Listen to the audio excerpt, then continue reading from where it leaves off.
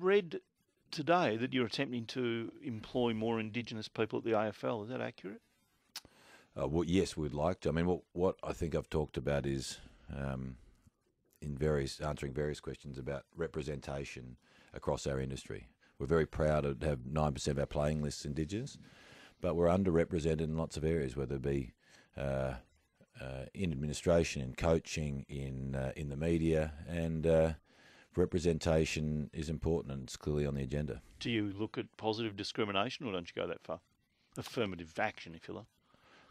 It's been discussed. I don't know that we are there, but it's on the agenda, and if it's there's different views about that. But it's just simply something that needs remedying, and we need to invest in people and in development and in programs and in pathways.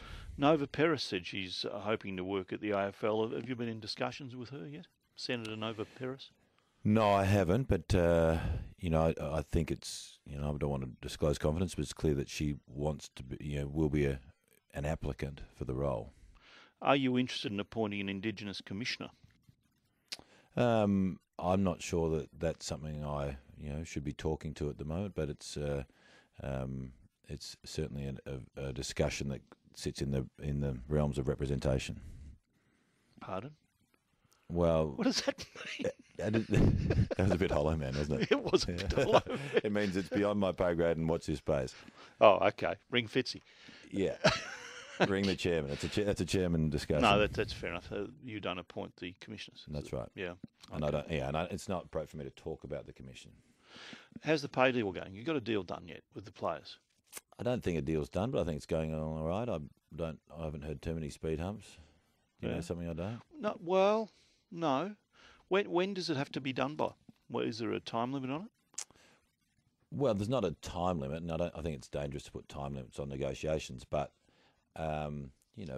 clubs, it's for the salary cap and TPP for next year. So the clubs need as much time as they can to plan deals. So the sooner the better, and we've always said around June, July. Did you see the case with Nick Riewoldt, where the Herald Sun reported that yesterday he was a bit grumpy on the ground. He was fired up after the game. So a staff member approached him to do some selfies, and he gave him a spray and didn't do it, and got his players off, and then he had to apologise. I felt a lot of sympathy for him, but in a situation like that, I can see why he'd be fired up immediately after the game.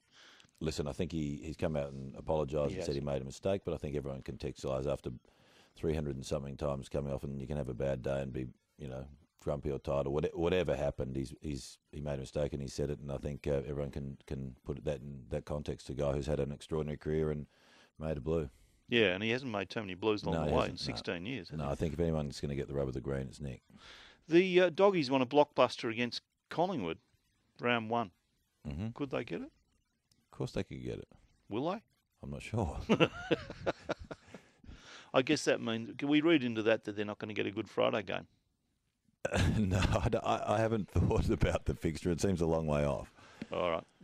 Why won't you let us send players off? You're against that. Yes, I am. Why? I think that we have a system in place that is a deterrent. There's very few incidents now. I don't think that a red card will be any different to missing 6 games as a deterrent, so I don't think it'd change those 1 or 2. And I think the potential implications of having a red card and where it starts and stops and the potential mistakes being made and then the consequence and the impact of the game would create its own problems. Last week, as an example, 3 players were reported and they all got off. Yeah.